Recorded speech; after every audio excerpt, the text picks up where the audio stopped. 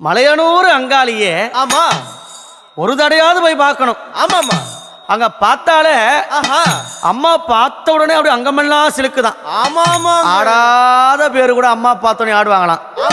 அப்படி இருக்கும்போது மலையனூர் போகணுங்க அத்தாளனா பார்க்கணுங்க, மலையனூர் போகணுங்க அத்தாளனா பார்க்கணுங்க.